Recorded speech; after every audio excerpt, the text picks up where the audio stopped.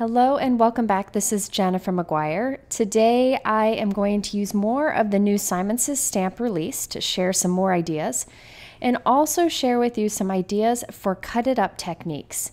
These are techniques where you take stamped images or die cuts and cut them up to give a bit of a different look and add some dimension. Now I have 4 examples for you today. Each offer a little variation of this idea. I hope that by seeing these, you can look around at the products in your stash and come up with something to create. Okay, let's start with this example here, where I take a background stamp and cut it up and add a sentiment right in the middle. For this, I'm using the new Simon Says stamp, So Beautiful background stamp. This is a cling stamp. It also comes with the sentiment you see on the bottom, but I'm just using the large image itself. I'm going to white heat emboss this on watercolor paper.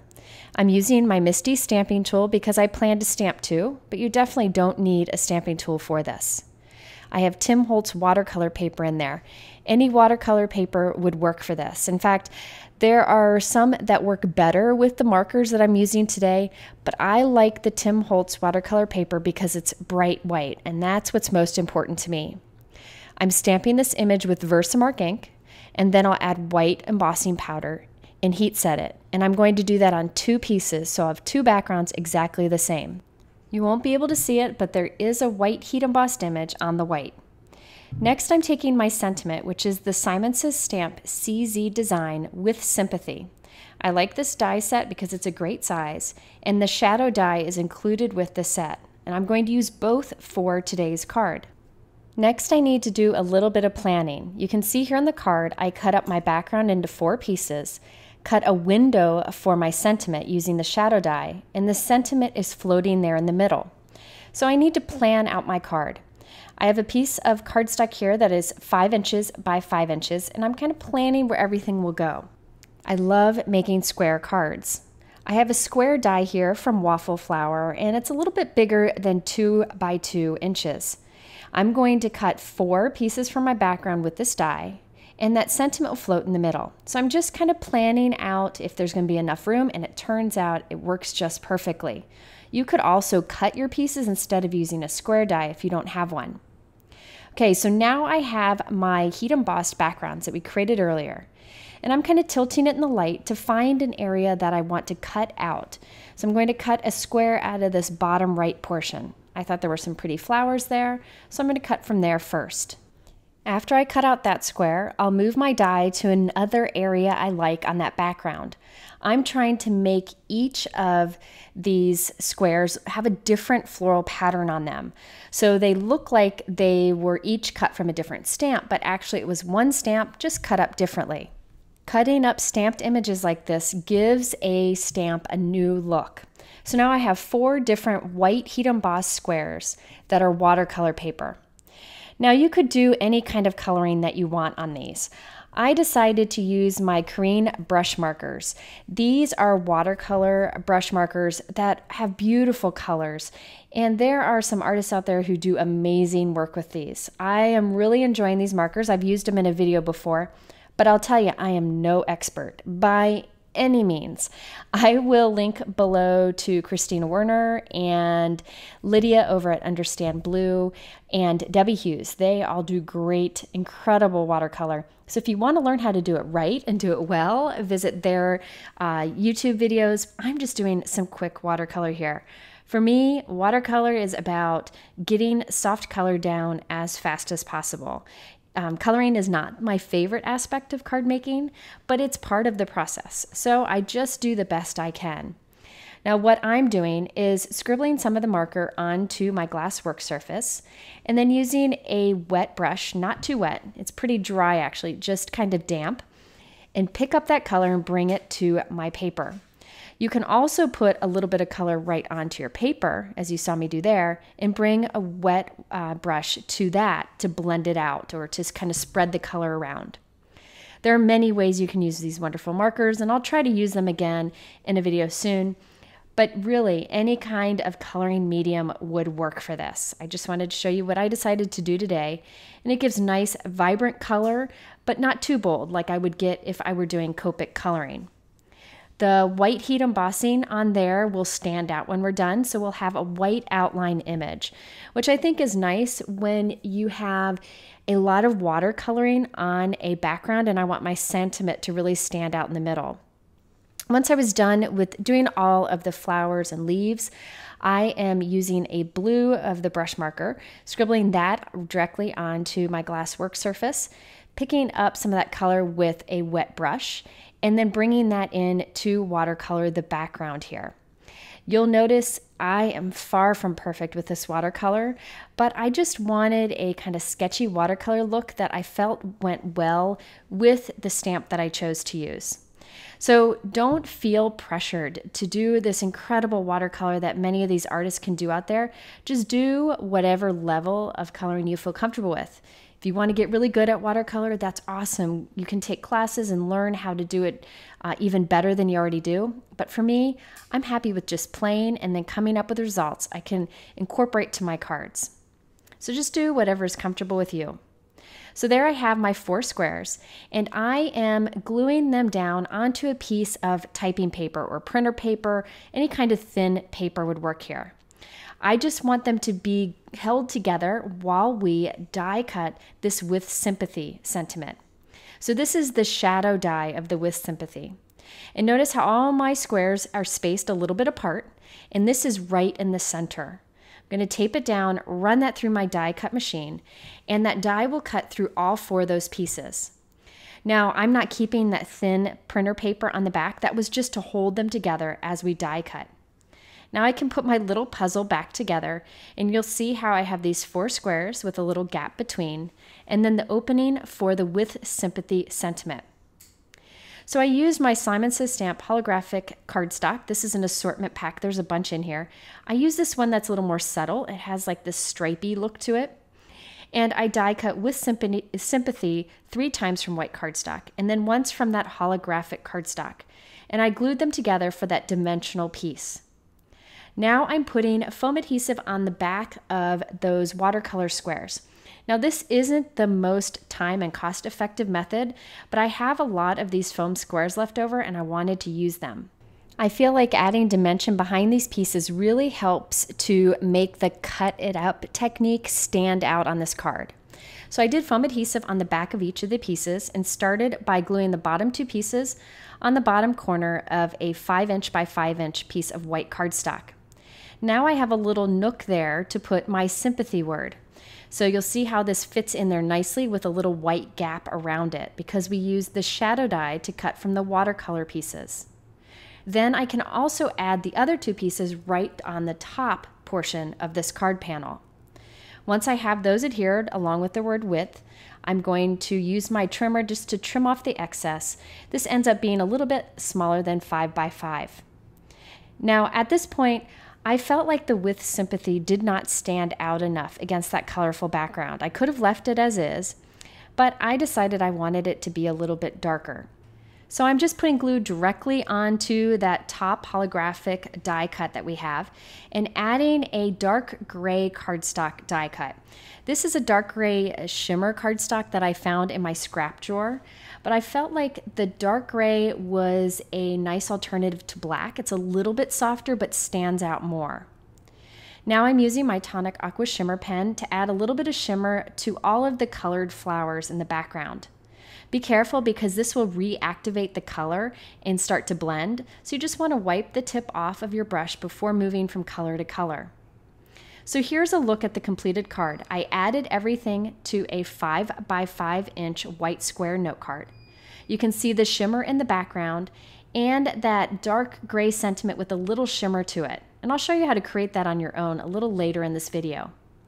The With Sympathy fits right into that opening, and we changed up the look of our background stamp by cutting it into little pieces and popping it up on our background.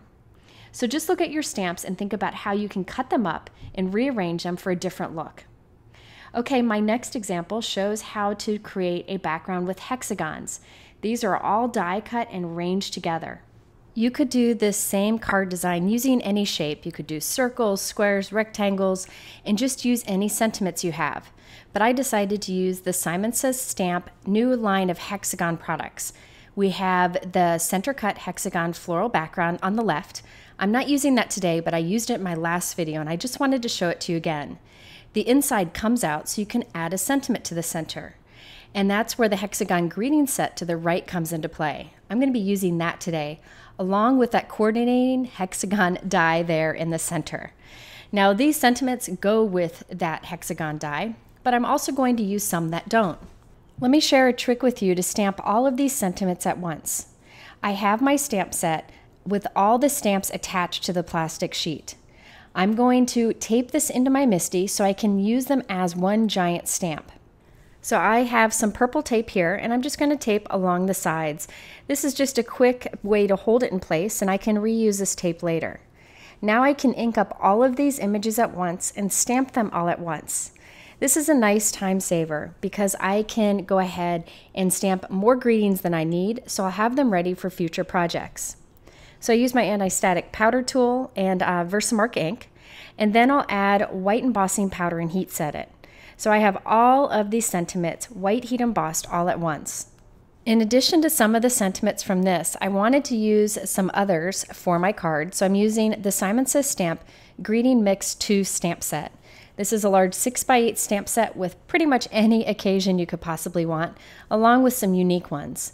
So I chose a few out of here, and I'm white heat embossing those all together at one time onto white cardstock. So now I have lots of sentiment options, and I can choose whichever ones I want to use for this card and save the others for later. Next, I'm going to die cut out all the different sentiments I want with that hexagon die. After I have all of them die cut out, I'm going to arrange them on my card and take a picture. That way I can unassemble them and ink them up and then put them back how I originally had planned. So I'm using my Waffle Flower Watercolor Media Mat. This is a great mat to do ink blending on because it holds your paper still because it kind of grips it, which helps so you don't get fingerprints. Now I'm applying Distress Oxide ink with a blending brush over the white heat embossing. I try to put the ink heavier on the bottom and lighter on top, just for a little bit of interest. I'm doing each one in a different color so that I can end up with a rainbow around the center. I put the colors I'm using up there on the top left. You could use any inks that you want for this, any dye or pigment. I just find Oxide inks come in a lot of great colors and blend very easily. So I'll do that for each of my sentiments, and I have a black heat embossed sentiment right in the center. Now to arrange these onto my card, I find it helpful to draw a pencil line to find the center. So I do a line down the center, horizontal and vertical. Where those two cross is the center of my card. This piece is bigger than I need, but I'll trim it down as I go. This is right now 6 inches by 6 inches. Now here I have my center sentiment. This one I black heat emboss on a white hexagon die cut. And I'm just going to use those guidelines to help me make sure it's centered. Now I can glue all the others around that. First I need to erase my pencil lines. My favorite way to erase these is to use a creative detailer. This is an electronic eraser that quickly removes the eraser so you don't see it at all. Now I originally went through and I glued those down flat onto the background. I'm going to change that later on. But at this point I thought this is how I was going to go, so I'm trimming it down. This is going to be a smaller card size than normal. I decided I didn't want to add any other hexagons around it, so I'm trimming it down so it looks like there's only these here in the center. So you can see how I'm chopping along the top, the sides, and the bottom. I then removed each of those hexagons and added a few extra white die cut hexagons behind it so there was dimension. I feel like those shapes stand out more if there's dimension behind them. You could use foam tape or craft foam if you prefer. Then I glued them all back down and I have it on a white note card. I then added a few Arctic Blizzard pearls. These are white iridescent pearls from Studio Katia to the little corners of the hexagon. So this design is a fun way to use lots of sentiments together with your die cuts for a cut up background that has lots of dimension. I also stamped on my matching envelope using a sentiment from the Simon Says Stamp CZ Design stamp set. This has lots of crafty sentiments that are great for cards, but also for decorating those matching envelopes. Okay, my next example shows how you can do this cut it up technique using your die cuts. So I did a die cut inlay and then cut it up into a bunch of squares, and then arranged it back on my card. Now this is a bigger card. I started out with a piece of cardstock that is 4.5 inches by 6 inches. And I stamped this Simon Says Stamp thank you text on it. This is Hero Art's Arctic cardstock, which is a nice soft blue. And I stamped the text with Speckled Egg Distress Oxide ink from Tim Holtz. Now I have the Simon Says Stamp Hibiscus Blooms die. I used this one in my last video, so be sure to check that out if you haven't. Now this time I'm going to do a die cut inlay technique. After running the die cut through my machine, I'm putting tape on the back. See right there? I only need the flowers from this particular color.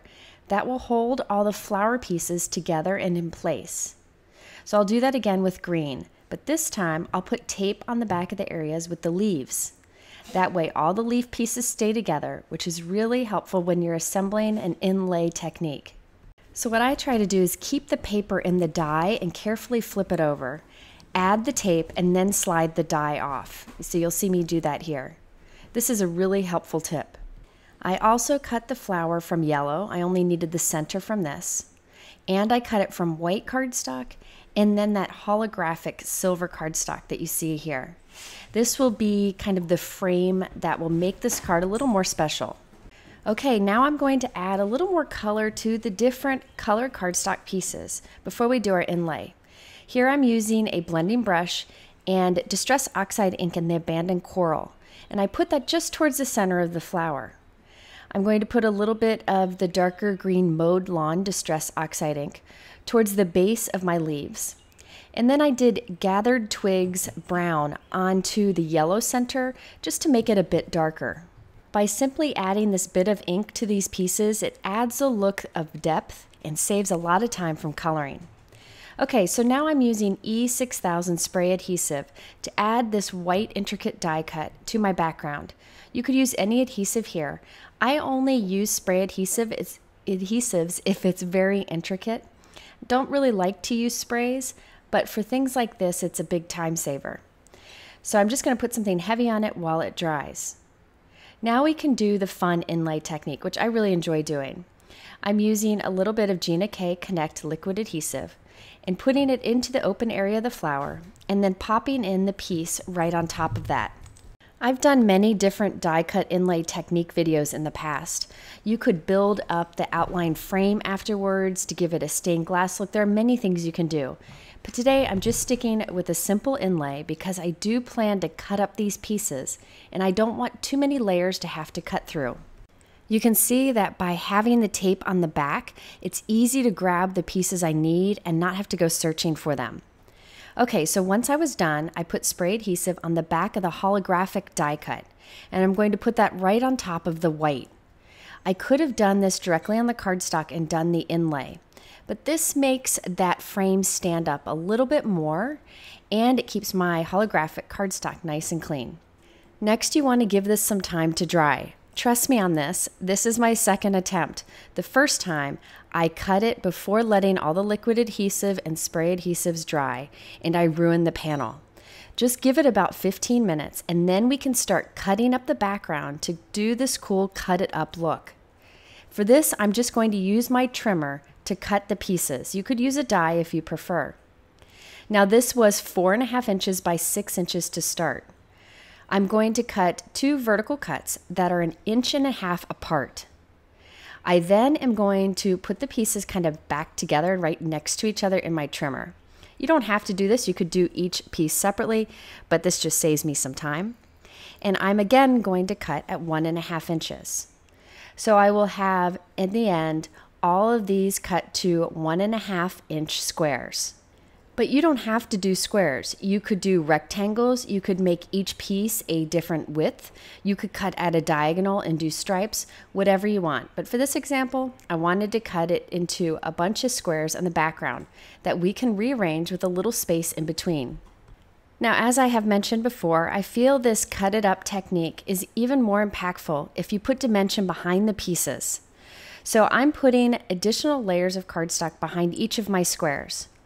Now I am really trying to use up all of my scraps, even those white ones where we mess up or just the small leftover pieces. So instead of using foam tape or craft foam, I just have some white cardstock strips here that I'm going to glue to the back and then trim off the excess. And I'll do that with all of my stamped and inked squares. Now, if you do stamp pockets to store your stamps like I do, I cut up inexpensive white cardstock as inserts for those stamp pockets. And there are often little strips of white cardstock left over from that. That's what these are. So it's a thinner white cardstock than I normally use. So I'm putting 3 pieces back there. But it's a great way to make sure those extra pieces don't go to waste. Next, I have a 5x7 white note card that I created. So this is going to be a bigger card. It's bigger than we need, but we'll trim it down after we've glued our squares down. So now's the fun puzzle part where you try to figure out how to put these pieces together. And this is a little bit funny now, I would say, but I, at this point, realized I have a piece missing. You're going to see my hands here like, what? Wait, where is it? And I'm reaching over to the side, I'm looking underneath my card, I'm trying to find this piece, I'm panicking because I thought I had to try this again. So I turned off the camera, looked a little bit, and I found that it had fallen on the floor. So anyways, all is good, and now we can start gluing these pieces onto the card. I like to start in one corner and put a tiny gap between them. If you make the gap too big, it makes the pieces look disjointed too much. It's better to do a small gap. After I had all the squares glued down, I trimmed the excess off from the edges of the card. And now I'm adding a sentiment. This is that same with Sympathy sentiment I used earlier. And this time I cut it from a scrap of dark gray cardstock that doesn't have any sparkle to it, but we'll add our own shimmer to make it stand out and look extra special. So here is a look at the completed card. I did add some silver iridescent jewels that I got from Studio Katia. And you can see how that holographic cardstock die cut really makes it pop in this background. And instead of just gluing the panel onto a card, we made it special by doing the cut it up technique, kind of changing the feel and style of the card completely. This technique also works really well when you do a die cut inlay with a background die. I know many of us have invested in background dies and look for new ways to use them. Try this. Do a background die cut and adhere it to cardstock and then cut it into pieces and reassemble it for the cut it up look. Okay, my next example shows cutting pieces into circles and then arranging them on my card. I like using this technique when I have a stamp set with lots of images that I want to try to incorporate onto one card. The stamp set that I used is the new Simon Says Stamp Work of the Heart. I was really excited about this large stamp set because there are many images I can use to make cards for folks in the healthcare industry, but you could also use them for get well cards or if a friend helps you out in a time of need. So I picked different images from here that I liked. I didn't even use all the ones I like. So I will go back and create another card for this. But so far, I did stamping of some of these images and colored them in with Copic markers, but you could color them however you want. Now I have some waffle flower circle dies, and they're all different sizes. I'm going to cut out these images kind of off center so that part of the image is chopped off. I did this because one of the pieces down there on the bottom, I got some blue ink on the side and I didn't want to have to recolor it. So by doing this, I chopped off the blue ink. So you can see each of these will be cut to a different size. And I have more pieces than I'll use on this card, so I'll save them for later. Now that I have my circle pieces, I have a piece of cardstock here that I'm just using as a backdrop to arrange my circles. On the right, I have the background I plan to glue to, so I'm just going to move the pieces from the left to the right. But first, I'm cutting additional circles of each of the size and gluing those to the back. This will give us additional dimension, and it'll be nice and strong. If I did little foam squares, they might get squished in the mail. Now, I will say, I'm going to put so much dimension on this card that I would use a padded mailer to send it, or I would hand it to the recipient. You could skip the dimension if you wanted to make it easier to use in a regular envelope if that's the option you prefer. Okay, so now I'm starting to play with all the pieces, arranging them over here on the right.